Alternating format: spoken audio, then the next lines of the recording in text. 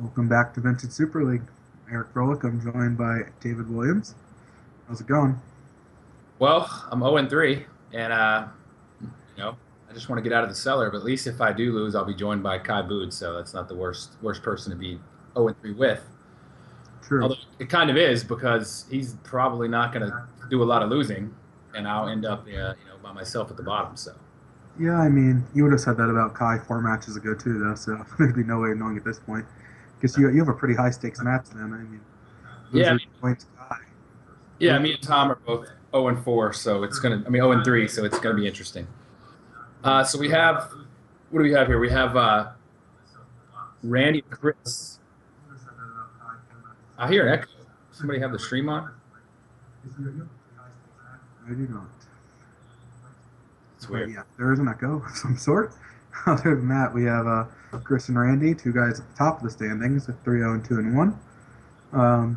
Yeah, both played Belcher, and I don't know. I don't know what's your take on that deck. The Belcher deck I think is solid. I think it's a good metagame call because it's loose to shops, and this group is not likely to play shops. As evidenced, you didn't see anybody playing shops in the first trimester, so I think it's a good call for the first one. I think it's scary to pull out now because people see that and people are more likely to play shops decks.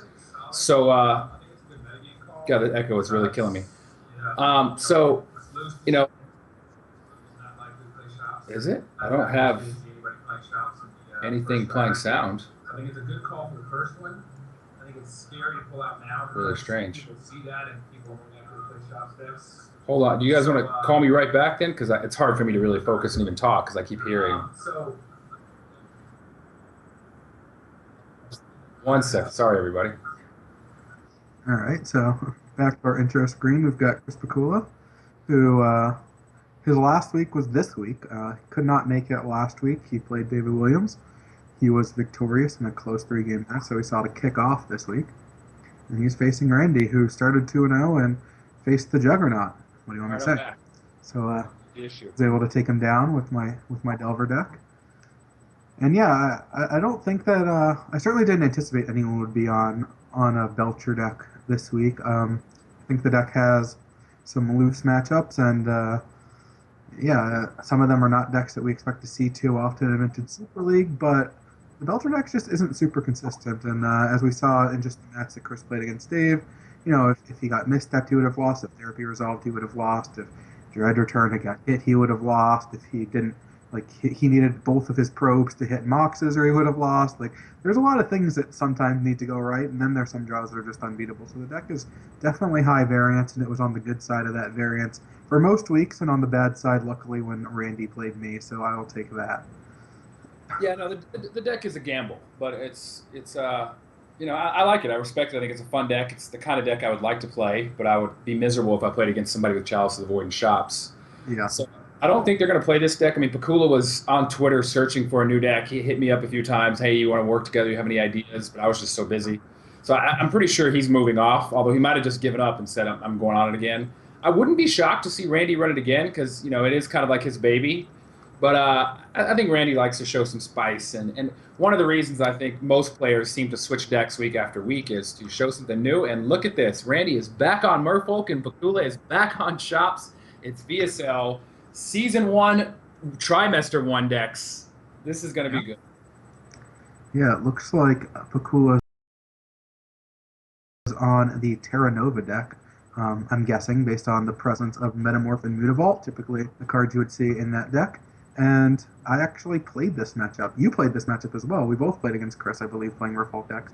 And Once again, Lucky Ephro struck again, and you were able to easily crush him, and I couldn't draw land to cast my usually crushes, and I think he had to draw like 7 lands in a row or something. But yeah, I couldn't cast the True Name Nemesis, but I think this match favors Merfolk if he's able to play True Name Nemesis because it's just a card that the shop stick just can't beat and it can block, especially if his whole threats are going to be Mutavaults, Mishra Factories, maybe a few Revokers.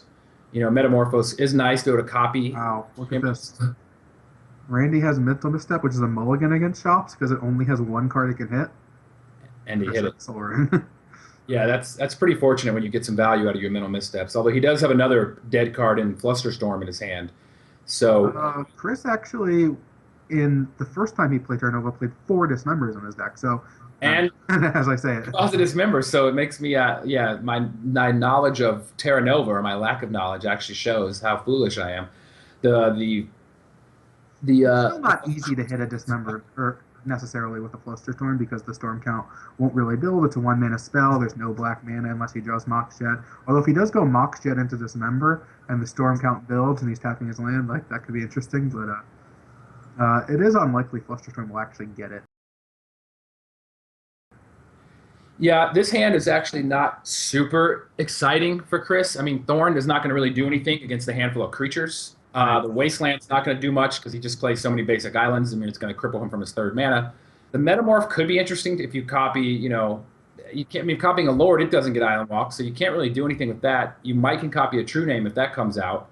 But then the creatures, yeah, then you can block the creatures because you won't have an island. So that would be good if he does draw a True Name. But with this draw he's facing now, those lords are just going to be 3/3s and just beat him down. He's going to have to try to dismember and hope it doesn't get Flusterstorm.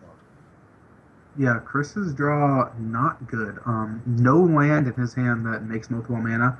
The only thing he had to accelerate his mana was Soul Ring. He ran into Mental Misstep, which is kind of unfortunate, especially since those won't be there after game one. Academy can help accelerate his mana, but Thorn is actually a bigger thorn in Chris's side than Randy's more often than not, as the majority of the Merfolk spells are Merfolk and are not impacted by Thorn. It makes the counter spells a little bit worse. Being able to cast Force of Will and of course Mental Misstep and Flusterstorm don't really do anything anyway, so it doesn't really impact them. But basically hitting Force of Will. So Chris was able to he Phyrexian Invoker the Curse Catcher because there's not really many targets except for Black Lotus, I think, in the deck. Mm-hmm. The Curse Catcher, doesn't really get many spells other than Dismember. It turns out he could have paid right there anyways because his Mutavault was untapped. But it's kind of nice that he can't really. I would trade a Curse Catcher for a Revoker right here because his deck.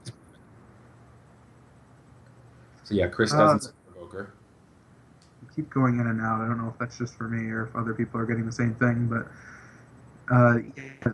the reason why he doesn't want to trade the Curse Catcher with the Revoker is because next turn he gets to play the second Lord, and the Curse Catcher would be a 3/3 and can start attacking, basically with impunity. But Chris did draw the Dismember, so he's able to take care of one of the Lords, and at this point, I think he's probably fine trading the Curse Catcher without another Lord to be able to, make it a real threat. Yeah, the shops that Chris is playing seems to be a little threat light. So actually, if I'm the Merfolk player, I don't mind trading my Curse Catcher because it doesn't have any other text other than Merfolk on it. So being able to, get rid of a 2-drop that can block your Lord is pretty nice when you don't have another Lord in your hand. Yeah, but of course his deck is full of Lords, so there's no real gain and no real loss in trading a Curse Catcher for a Revoker. They're just staring at each other anyway, and the Revoker's ability is not doing anything. So the gain in trading there is basically none, I guess. There's no real reason to. You're not really worried about this member then being able to stop your Curse Catcher because it still trades. So actually, at that point, I kind of like Randy just sitting here and waiting for another Lord to make his Curse Catcher a real threat. I do like Chris's spot is actually pretty good though right here. The Mutavault is a Merfolk, and the Lord of Atlantis is an old card, so it target doesn't target. The templating of it affects your opponent's creatures, unlike the current new the way they do things now. It says your Merfolk or your other Merfolk. So the Mutavault is actually a 3/3 Island Walker. So it might be a sick play here to Metamorph, copy the Lord, and now you have a 4/4 Island Walker, and next turn copy the Lord again. Well, the interesting thing is, by trading off this Revoker, it actually is hurting Chris more because his Academy is now producing 0 mana. No, yes, I totally agree. I think that turn it might have been better to just play a Revoker. I mean, play a Metamorph, copy a Lord, and set up for next turn to attack with your 4/4 Mutavault and play another Lord if you draw it. Yeah, I'm not sure about the idea of Metamorph copying Lord because, as you said, it will affect Randy's Merfolk as well. The Lord impacts the Mutavault, but of course it makes Randy's Lords bigger, and any Merfolk he drew, like let's say he draws a True Name Nemesis, it's now 5/3. So my preference would be if I can turn on Mutavault and maybe Metamorph that, and now have just additional island walking threats. But the thing is, if you copy the Lord of Atlantis, your Lord will have Island Walk, but his Lord won't because you have no island. So you have the option to block his Lord if you want, and then when you Alpha Strike, you're able to send in your Lord and get him, right? Like, seems like a pretty sweet spot to be in. Option. It's just I'm not sure if that's better than just making another mutavault where you still just have multiple 3/3 outline walkers. Just was my only point of contention. I think either way, it's pretty good. I mean, I think that Chris is in great shape here. So yeah, he is going to go for the copy Lord play. Yeah, this is kind of a beating because Randy's hand doesn't really have much other than a couple cards that aren't really effective in this situation. He drew another card that's good against the blue matchups, the Spell Pierce, but once again, it doesn't stop the Metamorph because Metamorph is a creature. Yeah, Randy's deck doesn't have much that can do much now either. True Name Nemesis is of course the best draw, and that's what you see off the top. But I don't think he can race. So the True Name Nemesis is going to have 5 power, and Chris is at 14, so he needs to get through 3 times. But Chris can attack back here for 7 with Randy at 5. And if he wants, he's making blue mana, so he doesn't have to pay the Phyrexian mana. He can play another Lord and attack. Let's see. Yeah, he could actually play his Lord if he chose. I think I would block here. Actually, I He don't can know. also just make a True Name Nemesis. Yeah, I wouldn't block here, actually. I think the right play is to take it, make a True Name Nemesis, attack with both your creatures. He can't attack back with the Lord because you can block with your True Name Nemesis, so he can only hit you for 5 with the True Name, and you kill him next turn. Yeah, I don't think Randy has any outs here, except maybe Time Walk. Yeah, Time Walk would actually do it if he. Nope, Time Walk, he could block and take 10. Well, Time Walk, and he has to hit another card. Right. Of course, Randy had to draw the True Name Nemesis to even be in that spot, but I believe that would just barely be enough. Yeah, so I would play Metamorph and make a True Name, attack with my 4/4 to put him to 8, and then you have lethal next turn, or you could attack with both your creatures and put him to 5. Your True Name can block his Lord, so he can only hit you for 5.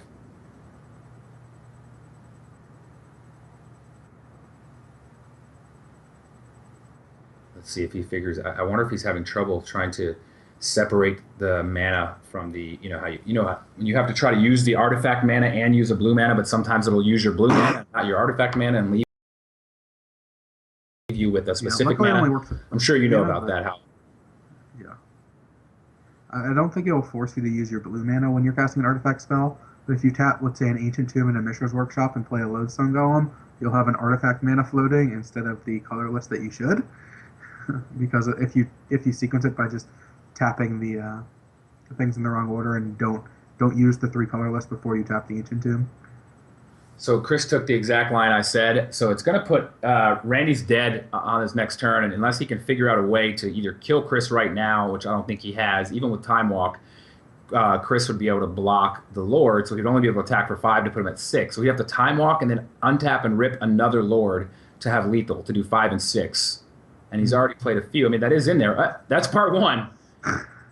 There's part 1. Now, Time Walk does cost, let's see, he has a Thorn in place, so Time Walk costs 3, but he does have Black Lotus, so it's not even an issue. This is Wow, that's actually the most insane perfect draw. It actually could be techy. He could attack with both, and if Chris takes it, then Time Walk just becomes lethal. right, but there's no reason for him not to block the Lord. And by blocking the Lord, if he attacks with both and the Lord gets blocked, he can't draw a Lord to win. No, of course. I was just saying in case somehow Chris had a brain fart. I mean, that you could somehow play to you can't win unless your opponent makes a mistake, and you have to go for that. But clearly, this is the better play here. Chris is always obviously going to block with the protection from everything creature. And he has Lords, he has images, I'm assuming. There are outs. Wow. Oh my God, this is insane. He's a favorite. Yeah, he went from almost drawing dead to actually he can now let's see, he has 5 cards in the yard. He can sack the Lotus to have 6 cards in the yard. Punished. I think he could have played the Thorn. Maybe not. It would have given him an extra mana off Academy. Maybe he couldn't have used Wasteland then, but is that okay? I think he couldn't have used Wasteland, and he might have had to pay Phyrexian mana, which he couldn't. You can't really do if you're at 11 against the 5/3 unblockable. You don't want to go to 10. Or no, I don't. Yeah, actually, that is true. He wouldn't have had the artifact play. And after drawing perfect, the Treasure Cruise is all blanks. Wow, that's a pretty anticlimactic. I thought we were going to see something like a phantasmal image at least. All right, so Chris Pikula is going to go up a game. Yeah, now these are the spots where, what are we attacking for? He's gonna block. I just Even if he doesn't block, do you want to win on the misclick? Yeah, that's what I'm saying. I just would feel bad if somehow like Chris misclicked through his attack phase or something like that. Like I was actually very afraid of that with Dredge against Steve. There was a turn 2 weeks ago where I was making all my tokens and my computer was lagging pretty badly, and I was on a slow internet connection. And I was like praying, I'm like, please, Steve, just scoop. Like, what if I somehow click through my attack and it was going to be so bad and embarrassing. But luckily, I was able to get past the lag and everything worked out great. So All right, so I believe both of these decks typically play Null Rod in them, which generally means that it's not a great card in the matchup when your opponent is playing it.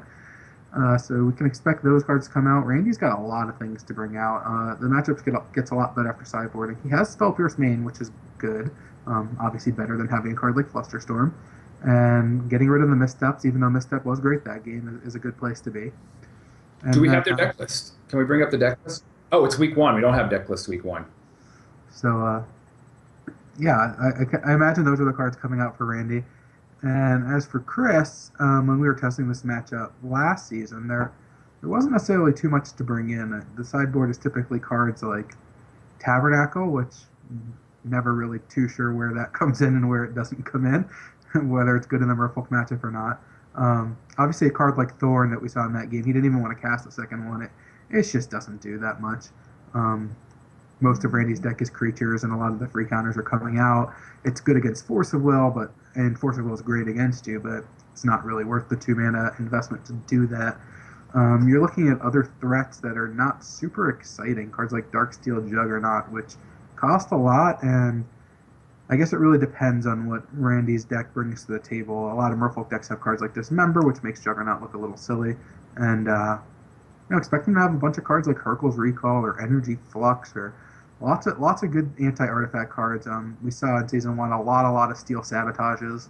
That card's very powerful, and You might even you said Energy Flux, right? I mean that card we had it right. That card was is gross. If we you did ever not have it in the Merfolk deck. Had it in the Mono Blue Control deck, but it's certainly a card that can come in and for either way. The problem, like the Merfolk deck, plays a bit too many 3 drops already between True Name and Mirror Rougerie.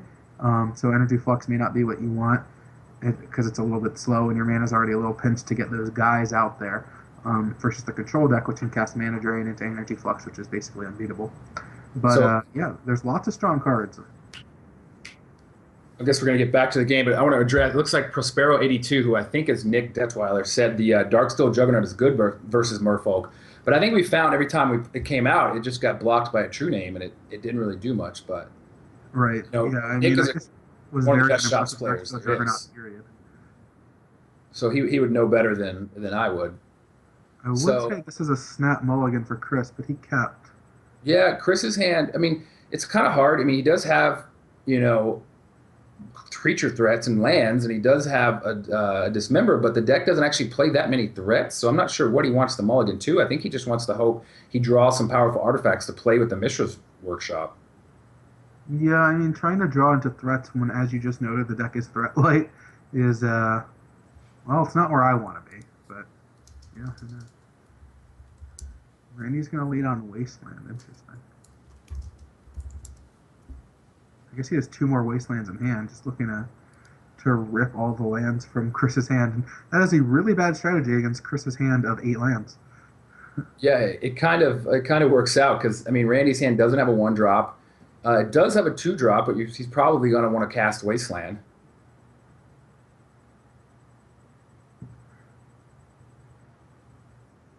Wow, Chris does draw the Tabernacle.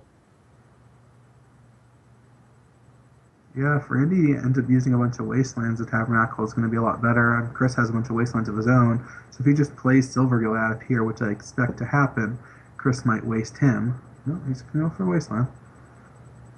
Oh, yeah, he drew Curse Catcher. So Yeah, he has drawing a Curse life Catcher that's allowed him to get a off. threat on the board and then continue to stunt Chris's mana is I think the right play here. But fortunately for him, Chris has a handful of mana.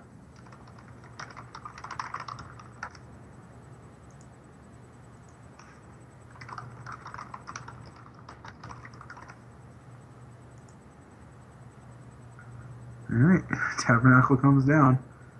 And May just hit another wasteland. So we wasteland number 4 we've seen. Chris has number 5 waiting in the wing.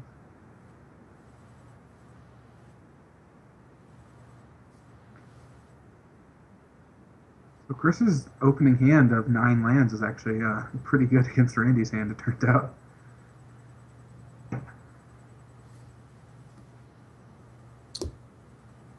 Oh, Mox So Mox is actually a pretty good draw here. strong.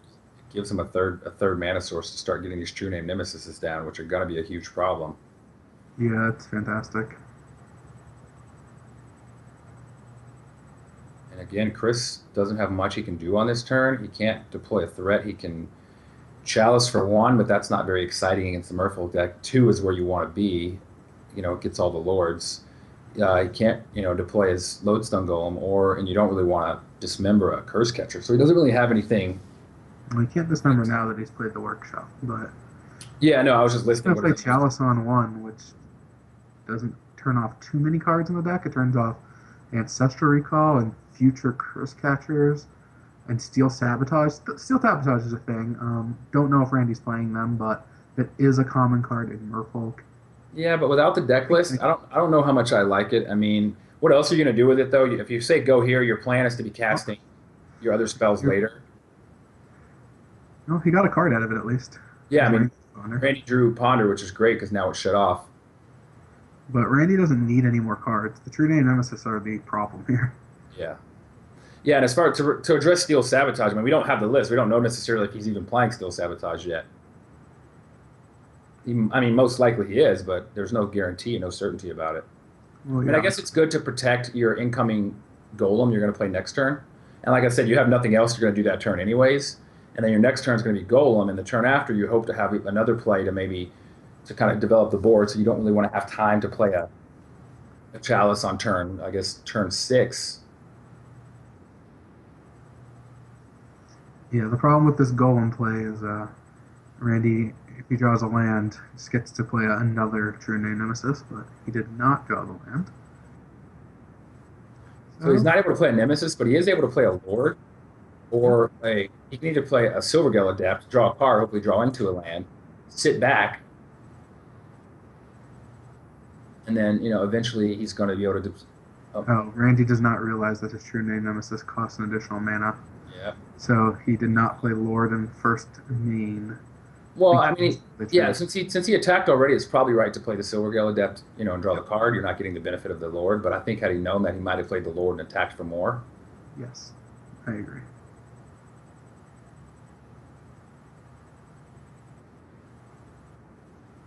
Lords. Oh, Lord. On Lords.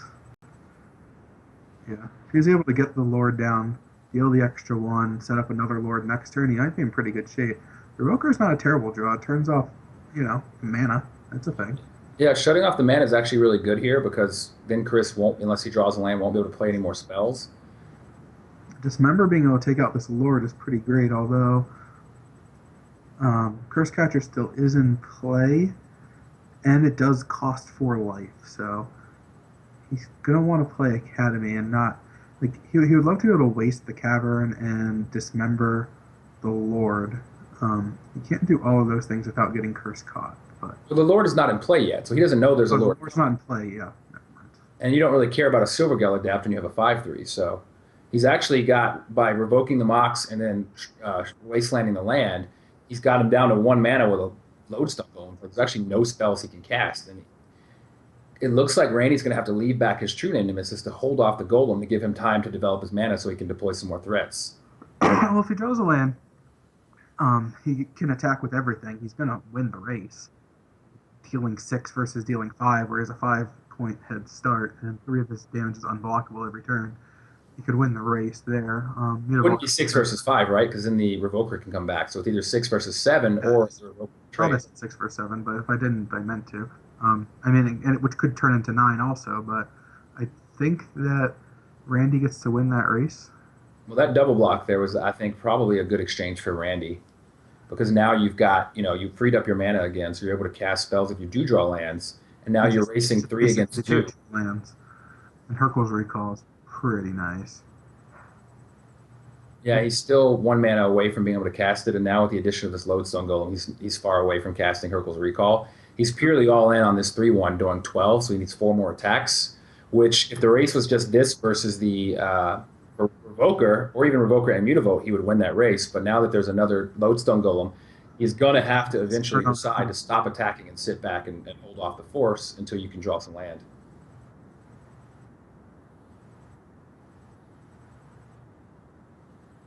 Yeah, if he had gotten that Lord out a couple turns ago, and maybe not made those blocks, I'm not sure the Lodestone could have attacked, and I think the game is very different. Um, I'm not positive. But now he's forced to not be able to cast the Lords, and he hasn't drawn a land, so yeah, it looks like Chris is just starting to run away with this.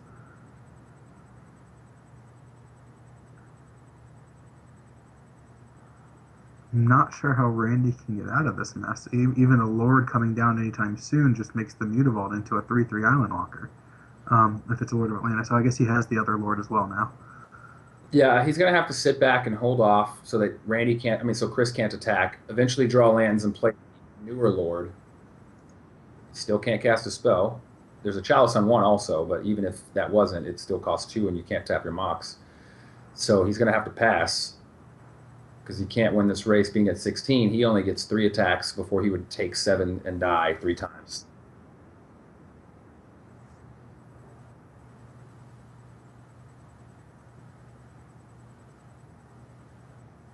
She's got a handful of Ancient Tombs, which are kind of unnecessary. Oh yeah. Some Blink Moth Nexus that could be getting in there and attacking right now. So Randy finally draws a second land, or I guess he Sure, drew. what he's trying to cast. Nothing he can cast in his hand. Yeah, I think he didn't. He forgot about the Chalice. Yep.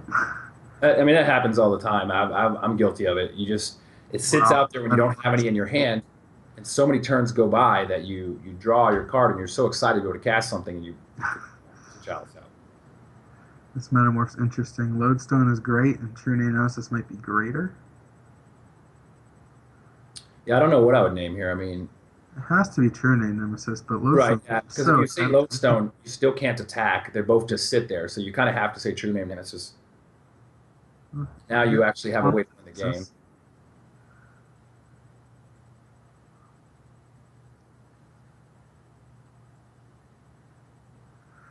I don't know. Getting a Lodestone Golem is probably at least worth thinking about, just because next turn you lose one of them, but there's no way Randy can cast a spell this turn, and next turn you get to get in for 10 damage and put him at 5, which actually leaves him dead on board, because he could eat both Lodestones, but in 2 turns that means the Revoker, Mutavault, and the Nexus are going to deal the final 5, so if he had actually made a Lodestone Golem, it actually I think would have been lethal extremely quickly, and we know that there's nothing Randy could cast next turn because everything would cost 2 more and the Mox is off, so he could only cast 0 cost spells. He can't cast 1 cost spells anyway, so we'd actually have to hit running lands, although it is risky if he plays a land and you let your Lodestone get eaten that you could get Hurkled. So the True Nanos is definitely the safer play, but I think it's interesting that to at least consider the Lodestone. Having drawn the Sphere, it actually would have worked out better because Randy would be dead this turn, but either way, Chris is in great shape.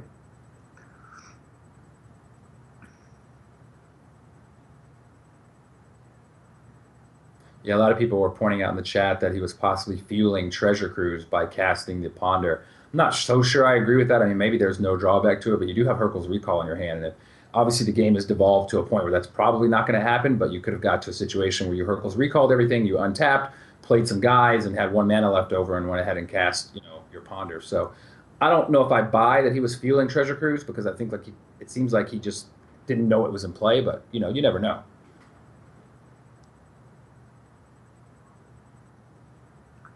Alright, this looks like it's going to be the last turn. Still no spells can be cast, 2 sphere effects, and the Mox turned off. So, Lodestone can get eaten, but there is 10 damage coming across still. And that will do it. Yeah, Chris can attack with everyone. 3 gets through for sure. So 4 more has to get through, even if he blocks the Lodestone Goal, and the 2 Phyrexian Revokers will kill him. He does have 3 mana available, but you have a Chalice on 1, and there's 2 spheres, so you can't cast anything but 1 drop spells, which are going to be countered anyways. So you're basically in the clear, and you have a mutavolt in the Nexus you can activate too. Yep. Should be all sure out.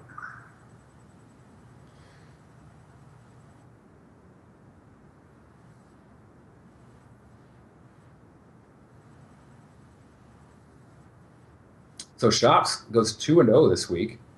Well, You and Chris. I'm sure next round will be a shops mirror. So I've been known to like Workshops and respect it and think it's probably the best deck in this Vintage. is not gonna kill him this turn. Yeah, I don't understand what this attack. He only attacked for 4. I mean, I remember a time when Chris did this against me actually, where I was dead on board, but there was nothing I could do to get out of it anyways, and he only attacked and gave me an extra turn, but the extra turn was irrelevant. And it's kind of like this situation. I can't fathom a card he could draw to get him out of this situation, but again, I do like to just win as fast as possible. Right. I mean, yeah. There's. I don't think any card in the history of Magic that's been printed. Certainly none that could ever be in Randy's deck. So, okay. Chris was going to win that game either way, but uh, when he played against you, it felt like he just wanted to get that Darksteel Juggernaut into play to show how great it was, despite being horribly unplayable, probably. So, other than that, I wonder if he's playing them now. I mean, we didn't see them in any of the games, but we didn't see Black Lotus either. So, that is true. I mean, he may have replaced both of them with Nexus. There'd be no way of knowing. Yeah, Until that is. Nexus I come haven't out. seen Nexus deck, so that is quite interesting, but I do like it. Yeah, Nexus is a cool card. Yeah, who knows? Let's see. So that means Chris moves to 4-0. Both times, Chris and Randy each had double match weeks. Both came out with 2-0s in that week. Randy has not gotten down the board since week 1, though. Luckily, he got 2 wins there. So he falls back to the middle of the pack at 2-2. Chris will join me at 4-0. It's a good place to be. I'm sure he's enjoying that. And we have one last match tonight, and it's a big one for lots of different implications. Someone's going to join Kai at 0-4. Someone's going to be 1-3, and 1-3 feels much nicer when there's 2 people at 0-4. So a lot on the line. Any Yeah, thoughts? I know you I'm don't want pretty. to give away what you're playing, but any thoughts about your matchup with Tom?